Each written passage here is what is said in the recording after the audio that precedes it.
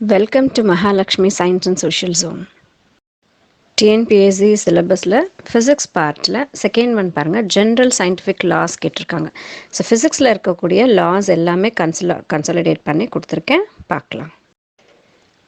TN புக்ஸில் class 6லேருந்து class 12 வரைக்கும் இருக்கக்கூடிய எல்லா லாஸுமே மொத்தமாக கன்சாலிடேட் பண்ணி ஒரே வீடியோவாக கொடுத்துருக்கேன். So scientific laws and physics அப்படிங்கிறத பார்க்கலாம். கிளாஸ் 6 to 12 புக்ஸ் எடுத்துக்கிட்டால் இத்தனை லாஸ்மே அதில் இருக்குது. என்னென்ன லாஸ்ன்னு பார்க்கலாம்.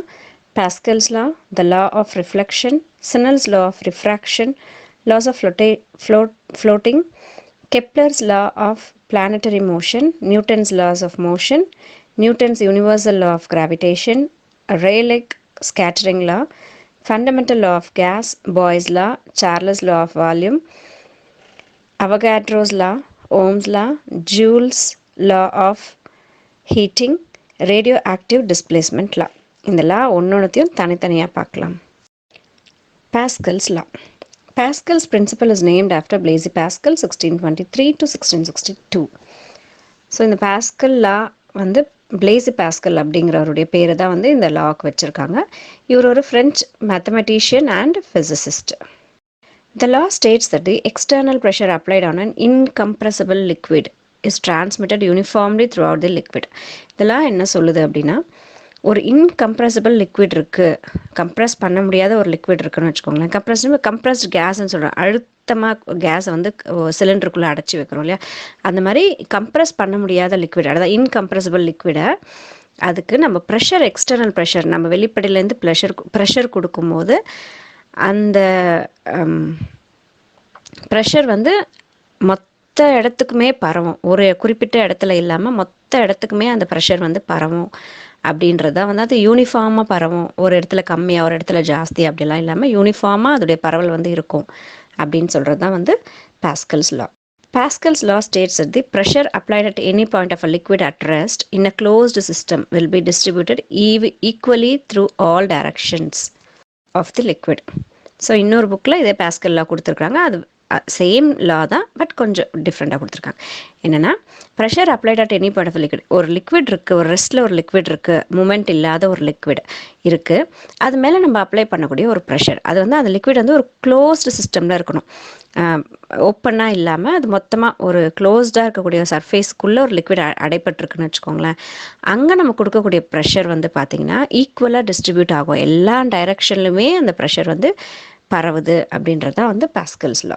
இந்த பிக்சர் பார்த்தா புரியும். ஒரு இப்போ பால்குள்ளே லிக்விட் இருக்குதுன்னு வச்சுக்கோங்களேன், அதை நம்ம அந்த பாலை போட்டு அழுத்தும் போது நம்ம கொடுக்கக்கூடிய ப்ரெஷர் தான் வந்து external pressure.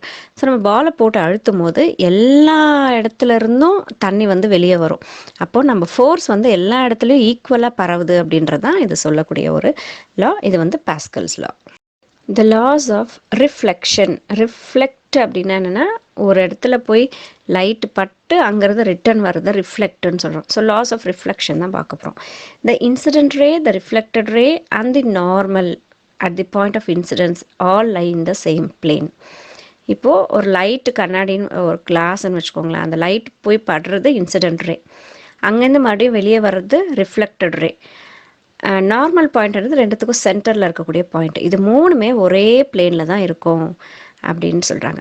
The angle of incidence I and the angle of reflection are equal. இந்த ரெண்டு ஆங்கிளையும் எடுத்துக்கிட்டு அந்த நார்மலாக நடுவில் ஒரு கோடு போடுறோம் இல்லையா, ஸோ இன்சிடென்ட் ரேவுக்கும் நார்மல் ரேக்கும் ஆங்கிளும், நார்மல் ரேக்கும் ரிஃப்ளெக்டட் ரேக்கும் இருக்கிற ஆங்கிளும் பார்த்திங்கன்னா ஈக்குவலாக இருக்கும். Like light waves, sound waves also obey some fundamental laws of the reflection. ஒரு லைட் வேவ்ஸ் எப்படி வந்து சில லாஸை வந்து ஒபே பண்ணுதோ அதே மாதிரி சவுண்ட் வேவ்ஸும் கூட லாஸை வந்து ஒபே பண்ணுதுன்னு சொல்கிறாங்க. The following two laws of reflection are applicable to sound waves as well. இந்த laws of reflection வந்து லைட்டுக்கு மட்டும் இல்லை, சவுண்டுக்கும் சேம் தான். The incident wave, the normal to the reflecting surface and the reflected wave at the point of incidence lie in the same plane. அதே தான் வந்து இங்கேயும் சொல்கிறாங்க, பட் அது லைட் அப்படிங்கிற கான்செப்டில் இருக்குது, இது வந்து சவுண்ட் அப்படிங்கிற கான்செப்டில் இருக்குது. இன்சிடென்ட் வேவும் நார்மலும் ரிஃப்ளெக்டிங் வேவும் ஒரே பிளேனில் அமைஞ்சிருக்குன்னு சொல்கிறாங்க. இங்கே சொல்லும்போது the angle of incidence ZI is equal to the angle of reflection ZR. இந்த பிக்சரில் பார்த்தீங்கன்னா வெளியே இருந்து ஒரு கண்ணாடி மேலே வந்து படுறது இன்சிடென்ட் ரேன்னு சொல்கிறோம். கண்ணாடி மேலே பட்டு விலகி போகிற லைட்டை வந்து நம்ம ரிஃப்ளெக்டட் ரேன்னு சொல்கிறோம். இந்த ரெண்டுத்துக்கும் நடுவில் ஒரு லைன் போட்டு அதுதான் நார்மல்னு சொல்கிறோம். இப்போ இந்த லா படி என்ன சொல்கிறாங்கன்னா, இது மூணுமே ஒரே லைன் ஒரே சர்ஃபஸில் படுது அப்படின்னு சொல்கிறாங்க. ஸோ அந்த மிரரில் தான் அந்த மூணுமே ஒன்றா சேர்ந்து வந்து விழுது. ஸோ அதே மாதிரி ரெண்டு ஆங்கிளும் ஈக்குவல்னு சொல்கிறோம். ஆங்கிள் ஐயும் ஆங்கிள் ஆரும் ஈக்குவல்னு சொல்கிறோம்.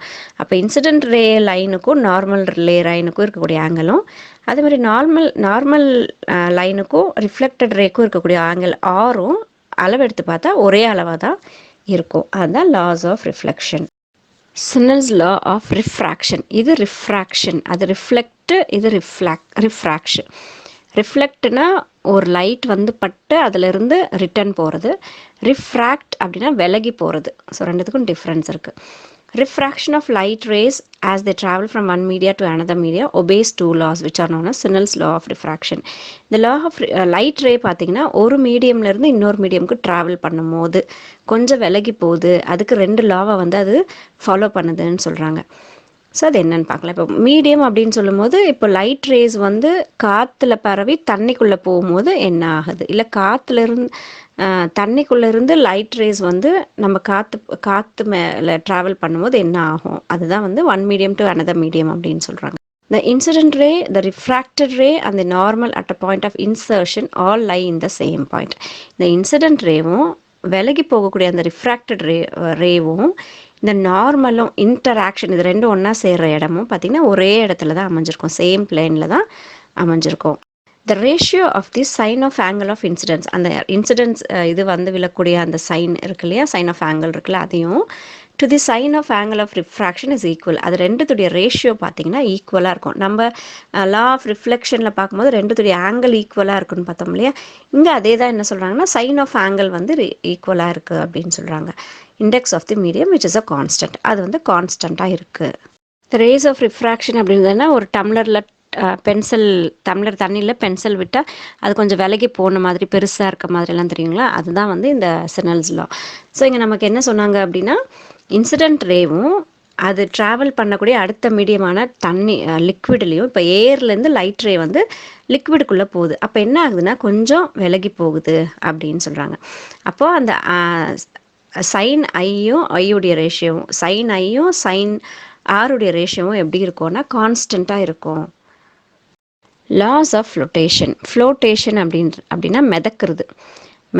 மிதக்கக்கூடிய இடங்களில் லாஸ் எப்படி ஒர்க் பண்ணுதுன்னா, the weight of a floating body in a liquid is equal to the weight of the fluid displaced by the body.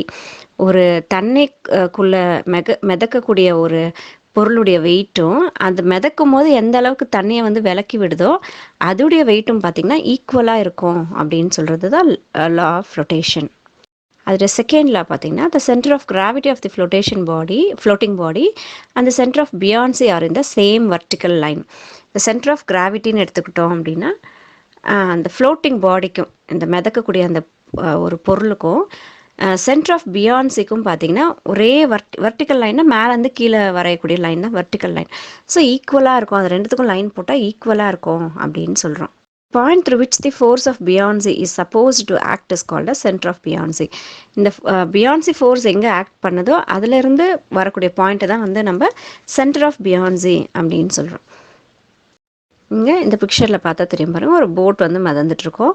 So அந்த போட்டுடைய வெயிட் எவ்வளோ இருக்கும்னா, அந்த போட்டு எந்த அளவுக்கு தண்ணி வெளியே தள்ளுதோ அந்தளவுக்கு அந்த போட் வந்து ஈக்குவலாக இருக்கும். அது வெளியே தள்ளக்கூடிய தண்ணியுடைய வெயிட்டும் அந்த போட்டுடைய வெயிட்டும் வந்து ஈக்குவலாக இருக்கும். So centre of buoyancy point வந்து மார்க் பண்ணியிருக்காங்க. அந்த தண்ணி விலகக்கூடிய அந்த இதோடைய அந்த சென்டர் பாயிண்ட் தான் வந்து centre of buoyancy. Kepler's 3 laws of planetary motion. First law, the law of ellipsis. All planets revolve around the sun in elliptical orbit with sun at one of their foci. So first லா என்ன சொல்லுதுன்னா, எல்லா பிளானட்டும் சன்னை சுற்றி elliptical orbit, எலிப்டிக்கல்னால் முட்டை மாதிரி ஒரு shape, elliptical ஆர்பிட்டில் தான் வந்து சுற்றி வருது சன்னை அப்படின்னு சொல்லுது. சன்னு தான் வந்து சென்டரில் இருக்குது எல்லா பிளானட்டுக்கும் அப்படின்னு சொல்கிறது first law. Second law, the law of equal areas. The line connecting the planet and the sun covers equal areas in equal intervals of time. ஒரு பிளானட்டுக்கும் ஒரு சன்னுக்கும் நம்ம அந்த ஏரியா எடுத்துக்கிட்டோம் அப்படின்னா ஈக்குவலாக தான் இருக்கும், அந்த ஏரியா ஈக்குவலாக இருக்கும். அந்த குறிப்பிட்ட இன்டர்வல் ஆஃப் டைமில் பார்த்தீங்கன்னா அந்த ஏரியா அளந்து பார்க்கும்போது ஈக்குவலாக இருக்கும் பிளானட்டுக்கும் சன்னுக்கும் நடுவில் இருக்கக்கூடிய அந்த area. Third law, the law of harmonies. The square of time period of revolution of a planet around the sun is directly proportional to the cube of the distance between the sun and the planet. இங்கே என்ன சொல்கிறாங்க அப்படின்னா, நம்ம டிவிஷனில் போட்டுக்கிறோன்னு வச்சுக்கோங்களேன், square of the time period, அதாவது ஒரு ரெவல்யூஷன்ன்றது சன்னை சுற்றி அந்த பிளானட் ஒரு ரவுண்ட் அடிக்கிறது தான் ரெவல்யூஷன் சொல்கிறோம். அதோடைய ஸ்கொயரும் இது இந்த டிஸ்டன்ஸ் இருக்கும் இல்லைங்களா, சன்னுக்கும் பிளானட்டுக்கும் டிஸ்டன்ஸ்னு ஒன்று இருக்கும் இல்லைங்களா, அதோட க்யூபும் டைரக்ட்லி ப்ரொபோஷ்னலாக இருக்கும் அப்படின்றத தான் வந்து லா ஆஃப் ஹார்மோனிக்ஸ். டைம் அதை சுற்றி சன்னை சுற்றி வரத்துக்கு பிளானட் எடுத்துக்கக்கூடிய டைமுடைய ஸ்கொயரும் பிளானட்டுக்கும் சன்னுக்கும் இருக்கக்கூடிய டிஸ்டன்ஸுடைய க்யூபுக்கும் ஈக்குவலாக இருக்கும், ப்ரொபோஷ்னலாக இருக்கும், டைரக்ட்லி ப்ரொபோஷ்னலாக இருக்கும் அப்படின்றாங்க.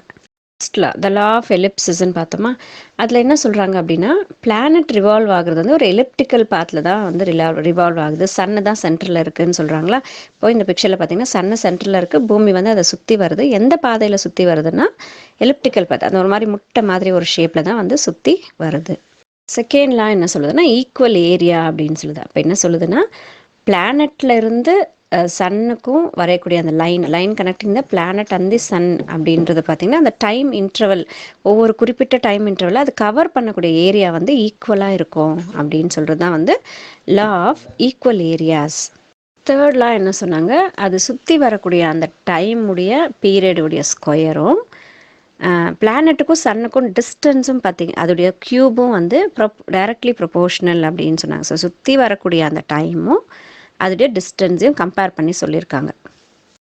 நியூட்டன்ஸ் லாஸ் ஆஃப் மோஷன் கொடுத்துருக்காங்க. ஸோ 3 லாஸ் இருக்குது. Newton's first law of motion என்ன சொல்லுது அப்படின்னா, the law states that every body continues to be in its state of rest or the state of uniform motion along a straight line unless it is acted upon by some external force.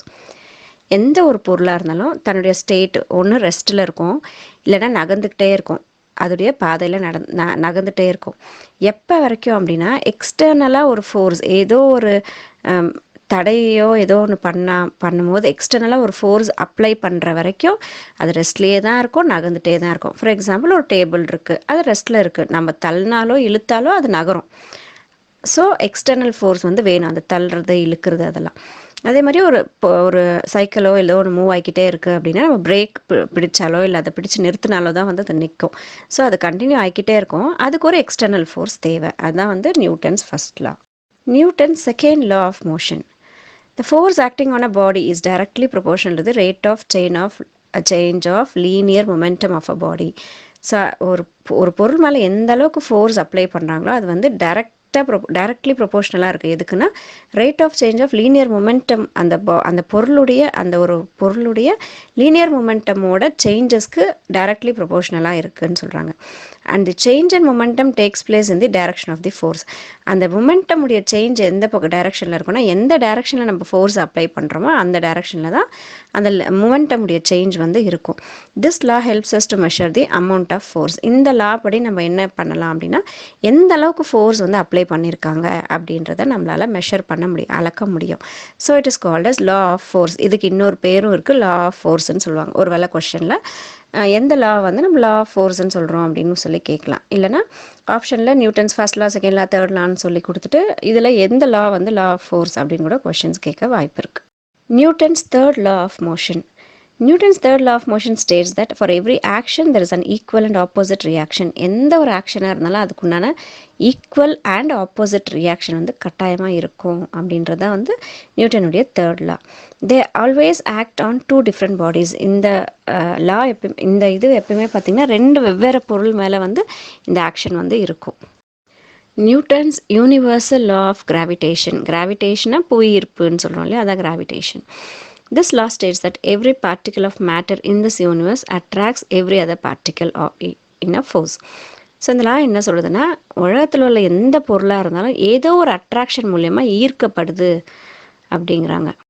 This force is directly proportional to the product of their masses. இந்த force அது ஒரு attract பண்ணுது, எந்த பொருளாக இருந்தாலும் attract பண்ணுதுன்னு சொல்கிறோம் இல்லையா, அந்த ஃபோர்ஸ் வந்து அந்த பொருளுடைய மாசுனா அதோடைய எவ்வளோ ஆட்டம்ஸ் இருக்குது அப்படின்றது தான் மாஸ் வேறு வெயிட் வேறு. ஸோ இங்கே மாசஸ் அப்படின்னு சொல்லும்போது ஒரு பொருளில் எத்தனை ஆட்டம்ஸ் மாலிகுல்ஸ் இருக்கோ அதுதான் மாசஸ்ன்னு சொல்கிறோம். ஸோ அதோடைய மாசஸுடைய மல்டிப்ளிகேஷன் பண்ணால் அதோடைய ஆன்சர் தான் வந்து அந்த ஃபோர்ஸ்ன்னு சொல்கிறாங்க. அதாவது டைரக்ட்லி ப்ரொபோஷனல் அப்படின்னு சொல்கிறாங்க. And inversely proportional to the square of the distance between the centres of these masses. அதே மாதிரி இந்த 2 மாஸ் இருக்குது, அந்த 2 மாஸுடைய டிஸ்டன்ஸ் அளக்கும் போது அதோடைய ஸ்கொயர் வந்து இன்வர்ஸ்லி ப்ரொபோஷனலாக இருக்கும் அப்படிங்கிறாங்க. இதுதான் வந்து universal law of gravitation. So F force is directly proportional to masses m1 into m2.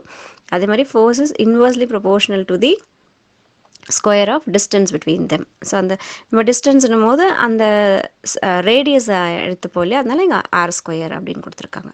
இந்த பிக்சரில் கொடுத்துருக்காங்க பாருங்கள். 2 பொருள் இருக்குது. அந்த 2 பொருள் வந்து ஏதோ ஒரு வகையால் ஈர்க்கப்படுது, ஏதோ ஒரு ஃபோர்ஸால் ஈர்க்கப்படுது. அப்போ ஒரு பொருளுக்கு F1, இன்னொரு பொருளுக்கு F2ன்னு சொல்கிறாங்க. இது m1 into m2 வந்து டைரக்ட்லி ப்ரொபோஷனல் சொல்லிட்டாங்க. இந்த டிஸ்டன்ஸ் இந்த 2 மாசஸ்க்கு நடுவில் டிஸ்டன்ஸ் இருக்குது இல்லைங்களா, அந்த சென்டர்லேருந்து அளக்கக்கூடியது, அதனால தான் அந்த ஆர் கொடுத்துருக்காங்க. ஸோ இந்த டிஸ்டன்ஸ் வந்து ப்ரொபோஷனலி இன்வர்ஸ்லி ப்ரொபோஷனல் சொல்கிறாங்க. r², inversely proportional to the square of the distance அப்படின்னு சொல்லி கொடுத்துருக்காங்க. ரேலேஸ் ஸ்கேட்ரிங் லா. ஸ்கேட்ரிங் அப்படின்னா சிதறல் அப்படின்னு சொல்கிறோம். Rayleigh scattering law states that the amount of scattering of light is inversely proportional to the 4th power of its wavelength. So எந்த அளவுக்கு light வந்து ஸ்கேட்டர் ஆகுது அப்படின்றது வந்து இன்வர்ஸ்லி ப்ரொபோர்ஷனலாமா. எதுக்கு அப்படின்னா தன்னுடைய வேவ் லென்த்துக்கு 4 பவரில் வந்து அது இன்வர்ஸ்லி ப்ரொபோர்ஷனலாக இருக்கும் அப்படின்னு சொல்கிறாங்க. When sunlight passes through the atmosphere, the blue color shorter waves is scattered to the greater extent than the red color. So ஒரு சன்லைட் வந்து அட்மாஸ்ஃபியருக்குள்ளே பட்டு வெளியே வரும்போது நம்ம அந்த ஸ்கேட்டரிங் நடக்கும். அப்போ வந்து ப்ளூ கலர் தான் வந்து அதிகமாக வந்து செதறும். ஏன்னா அதோடைய வேவ் லென்த் வந்து ரொம்ப குறைவு. ஆனால் ரெட் கலர் லைட் வந்து அது ரொம்ப அதிகமாக இருக்கும். ஏன்னா அதோடைய வேவ் லென்த் வந்து ரொம்ப பெருசு. இந்த scattering causes the sky to appear blue. அதனால தான் வந்து நம்மளுடைய வானம் வந்து ப்ளூ கலரில் இருக்குது. ப்ளூ தான் வந்து அதிகமாக ஸ்கேட்டர் ஆகுறதுனால தான் ப்ளூ கலர் தெரியுது. ஏன்னா அதோடைய வேவ் லென்த் குறைவு. Fundamental laws of gases. இதில் 3 ஃபண்டமெண்டல் லாஸ் இருக்குது கேஸஸில். Boyle's law, Charles' law, Avogadro's law. Boyle's லா.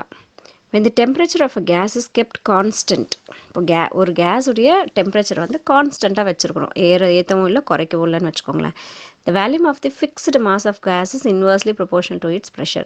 ஒரு குறிப்பிட்ட அளவோடு இருக்கக்கூடிய ஒரு கேஸுடைய அந்த வால்யூம் வந்து இன்வர்ஸ்லி ப்ரொபோர்ஷனல், அதோடைய ப்ரெஷருக்கு வந்து இன்வர்ஸ்லி ப்ரொபோர்ஷனலாக இருக்கும் அப்படின்றது தான் boys law. Is inversely proportional to 1/v, அதாவது ப்ரெஷர். In other words, வேறு வார்த்தைகளை சொல்லும் போது, for an invariable masses of a perfect gas at constant temperature, the products of its pressure and volume is a constant. வேறு ஒரு மாதிரி சொல்லணும் அப்படின்னா, வெவ்வேறு மாசுடைய பர்ஃபெக்ட் கேஸ்ன்னு வச்சுக்கோங்களேன், கான்ஸ்டன்ட் டெம்பரேச்சரில் இருக்குது. அப்போது எப்படி இருக்கும் அப்படின்னா, அந்த ப்ரெஷரையும் அந்த வேல்யூமையும் மல்டிப்ளை பண்ணும்போது கான்ஸ்டண்ட்டாக இருக்கும் அப்படிங்கிறாங்க. வெவ்வேறு மாஸ் இருக்கக்கூடிய கேஸு ஆனால் டெம்பரேச்சர் வந்து கான்ஸ்டண்ட்டாக இருக்கும்போது ப்ரெஷரையும் வேல்யூமும் மல்டிப்ளை பண்ணும்போது கான்ஸ்டண்ட்டாக இருக்கும். சார்லஸ் லா, இந்த லா ஆஃப் வேல்யூம், இந்த லாவுடைய பேர் வந்து லா ஆஃப் வேல்யூம்னு சொல்லுவாங்க. Charles law was formulated by the French scientist Jacques Charles. இதை ஃபார்ம் பண்ண ஒரு ஜாக்வஸ் சார்லஸ் அப்படிங்கிற ஒரு ஃப்ரெஞ்ச் நாட்டை சார்ந்த ஒரு scientist. to this law, when the pressure of gas is kept constant, இங்கே வந்து ப்ரெஷரை கான்ஸ்டண்ட்டாக வைக்கிறோம். இதுக்கு முன்னாடி நம்ம என்ன படித்தோம் அப்படின்னா டெம்பரேச்சரை கான்ஸ்டண்ட்டாக வச்சு பார்த்தோம். இங்கே வந்து ப்ரெஷரை கான்ஸ்டண்ட்டாக வைக்கும் போது the volume of gas is directly proportional to the temperature of the gas.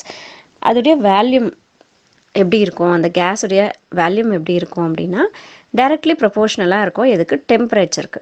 So இங்கே temperature, pressure, volume of gas மூணுத்தையும் கம்பேர் பண்ணி இந்த இடத்துல சொல்கிறாங்க. ஸோ பாய்ஸ்லாலேயும் அது மூணுத்தையும் தான் கம்பேர் பண்ணி சொன்னாங்க. ஸோ இங்கேயும் அது மூணுத்தையும் கம்பேர் பண்ணி சொல்கிறாங்க. ஒரு கேஸுடைய ப்ரெஷர் கான்ஸ்டண்ட்டாக வைக்கும் போது அந்த கேஸுடைய வேல்யூம் எப்படி இருக்கும் அப்படின்னா டெம்பரேச்சருக்கு ப்ரொபோர்ஷனலாக இருக்கும், டைரக்ட்லி ப்ரொபோர்ஷனலாக இருக்கும் அப்படின்றது Charles law. Then Avogadro law. Avogadro's law stated that the constant pressure and temperature. So first நம்ம என்ன படித்தோம் அப்படின்னா டெம்பரேச்சர் கான்ஸ்டண்ட்டாக இருந்தான்னு படித்தோம். அடுத்து சார்லஸில் என்ன படித்தோம் அப்படின்னா ப்ரெஷர் ஆஃப் தி கேஸ் வந்து கான்ஸ்டண்ட்டாக வச்சோன்னு படித்தோம். இப்போ அவகாட்ரோஸ் லாவில் என்ன சொல்கிறாங்கன்னா ப்ரெஷரும் கான்ஸ்டண்ட்டாக இருக்குது, டெம்பரேச்சரும் மாறல, ப்ரெஷரும் டெம்பரேச்சரும் சேமாக இருந்தால் அப்போ வால்யூம் ஆஃப் கேஸ் எப்படி இருக்கும்னா directly proportional to the number of atom molecules present in that. அந்த கேஸில் இருக்கக்கூடிய ஆட்டம்ஸ் மாலிகுல்ஸுடைய நம்பருக்கு டைரக்ட்லி ப்ரொபோர்ஷனலாக இருக்கும் அப்படின்னு வந்து அவகாட்ரோஸ் லா சொல்லுது. So V is directly proportional to N. V by N is equal to constant. இங்கே N வந்து number of atoms, V வந்து volume of the gas. Ohm's law. A German physicist, George Simon Ohm, established the relationship between the potential difference and current, which is also known as Ohm's law. So German நாட்டை சேர்ந்த ஒரு physicist, அவருடைய பேர் வந்து George Simon ஓம். இவர் தான் வந்து potential டிஃப்ரென்ஸுக்கும் கரண்ட்டுக்கும் இருக்கக்கூடிய ஒரு ரிலேஷன்ஷிப்பை வந்து சொன்னார். According to Ohm's law, at a constant temperature, the steady current T flowing through a conductor is directly proportional to the potential difference V between the two ends of the conductor. So இந்த லா என்ன சொல்லுது அப்படின்னா, constant டெம்பரேச்சரில் ஒரு கண்டக்டரில் ஒரு current pass ஆகுதுன்னு வச்சுக்கோங்களேன். அப்போது வோல்டேஜ் எப்படி இருக்கும்னா டைரக்ட்லி ப்ரொபோஷ்னலாக இருக்கும். அந்த பொட்டென்ஷியல் டிஃப்ரென்ஸ் வந்து டைரக்ட்லி ப்ரொபோஷ்னலாக இருக்கும். எதுக்குன்னா அந்த கண்டக்டருடைய ரெண்டு எண்ட்லேயும் வந்து டைரக்ட்லி ப்ரொபோஷ்னலாக இருக்கும் அப்படின்னு சொல்கிறது தான் வந்து Ohm's law. Joule's law of heating. ஹீட்டை பற்றி ஜூல்ஸ் லா என்ன சொல்லியிருக்காங்க பார்க்கலாம். Joule's law of heating states as the heat produced in any resistor is. Heat produce ஆகிறத பற்றி இந்த ஜூல்ஸ் லாவில் சொல்லியிருக்காங்க. ஏதோ ஒரு ரெசிஸ்டரில் ஹீட் எப்படி இருக்கும் அப்படின்னா directly proportional to square of the current passing through the resistor. ஒரு ரெசிஸ்டருக்குள்ளே பாஸ் ஆகக்கூடிய கரண்ட் வந்து ஸ்கொயராக வந்து அது டைரக்ட்லி ப்ரொபோர்ஷனலாக இருக்கும். அது ஸ்கொயர் வந்து டைரக்ட்லி ப்ரொபோர்ஷனலாக இருக்கும். எதுக்குன்னா ஹீட் ப்ரொடியூஸ், அந்த ஹீட்டையும் அந்த கரண்ட்டையும் வந்து கம்பேர் பண்ணி சொல்கிறாங்க. Directly proportional to the resistance of the resistor. ஒரு ரெசிஸ்டரால் எந்த அளவுக்கு கரண்ட் எடுத்துக்க முடியுமோ அதுதான் ரெசிஸ்டன்ஸ் சொல்கிறோம். ஸோ ஹீட்டும் இந்த ரெசிஸ்டன்ஸும் பார்த்திங்கன்னா டைரக்ட்லி ப்ரொபோர்ஷனலாக இருக்குது. Directly proportional to the time for which the current is passing to the resistor. அதே மாதிரி எந்த அளவுக்கு அந்த கரண்ட் வந்து உள்ள பாஸ் ஆகக்கூடிய அந்த டைமும் அந்த ரெசிஸ்டர் வந்து அதை அக்செப்ட் பண்ணிக்கக்கூடிய அந்த இதுவும் ஹீட்டும் பார்த்திங்கன்னா ஈக்குவலாக இருக்கும். அதாவது டைரக்ட்லி ப்ரொபோர்ஷனலாக இருக்கும் அப்படின்றது Joule's law of heating. So இதுலேயே 3 விஷயங்கள் இருக்குது. Directly proportional to the square of the current passing to resistor, அடுத்து directly proportional to the resistance, directly proportional to the time. Radioactive displacement law. In 1913, Soddy and Fajan framed the displacement laws governing the daughter nucleus produced during the alpha and beta decay. So 1913 சாடி and ஃபாஜன் அப்படிங்கிறவர் என்ன சொன்னாங்கன்னா இந்த லா வந்து சொல்கிறாங்க. இது என்ன சொல்லுதுன்னா daughter nucleus alpha beta decay நடக்கும்போது, டிகேனா அது அழிவுன்னு சொல்கிறோமா, ஸோ ஆல்ஃபா பீட்டா டிகே நடக்கும்போது டாட்டர் நியூக்ளியஸ் வந்து என்ன ஆச்சு அப்படின்னு சொல்கிறது தான் வந்து இந்த radioactive displacement law. When a radioactive element emits an alpha particle, ஒரு ரேடியோ ஆக்டிவ் எலமெண்ட்லேருந்து ஆல்ஃபா பார்ட்டிகல் வெளிவிடுதுன்னு வச்சுக்கோங்களேன், a daughter nucleus is formed. அந்த சமயத்தில் ஒரு டாட்டர் நியூக்ளியஸ் வந்து ஃபார்ம் ஆகுது. whose mass number is less by 4 units. அது இந்த டாட்டர் நியூக்ளியஸ் உடைய மாஸ் நம்பர் எப்படி இருக்கும்னா அந்த ஆல்ஃபா பார்ட்டிகளை விட 4 யூனிட் வந்து குறைவாக இருக்கும். and the atom number is less by 2 unit. அதோடைய ஆட்டம் நம்பர் வேறு, மாஸ் நம்பர் வேறு. ஸோ அதோடைய ஆட்டம் நம்பர் வந்து 2 யூனிட் குறைவாக இருக்கும் அந்த ஆல்ஃபா பார்ட்டிகளை விட. than the mass number and atomic number of the parent nucleus. எந்த நியூக்ளியஸ்லேருந்து அது உருவாகி வந்துச்சோ அந்த டாட்டர் நியூக்ளியஸ் அது வந்து மாஸ் நம்பரில் 4 யூனிட் பேரண்ட் நியூக்ளியஸை விட குறைவாக இருக்கும். ஆட்டம் நம்பரில் 2 யூனிட் பேரண்ட் நியூக்ளியஸ்லேருந்து குறைவாக இருக்கும். when a radioactive element emits a beta particle, இப்போ ஒரு radioactive element வந்து பீட்டா பார்ட்டிகளை வெளிவிடுதுன்னு வச்சுக்கோங்களேன். அப்போது daughter nucleus is formed whose mass number is the same and the atomic number is more by 1 unit. இங்கே என்ன ஆகும் அப்படின்னா டாட்டர் நியூக்ளியஸ் ஃபார்ம் ஆகக்கூடிய டாட்டர் நியூக்ளியஸோட மாஸ் நம்பர் வந்து பேரண்ட் நியூக்ளியஸ்க்கு ஈக்குவலாக இருக்கும். அங்கே வந்து 4 யூனிட் குறைவாக இருக்குன்னு பார்த்தோம், ஆனால் இங்கே வந்து ஈக்குவலாக இருக்கும். அண்ட் ஆட்டம் நம்பர் வந்து 1 யூனிட் அதிகமாக இருக்கும் அந்த பேரண்ட் யூனிட்டை விட, அதாவது பீட்டா பார்ட்டிகள் உருவாகும் போது, than the atom number of the parent nucleus.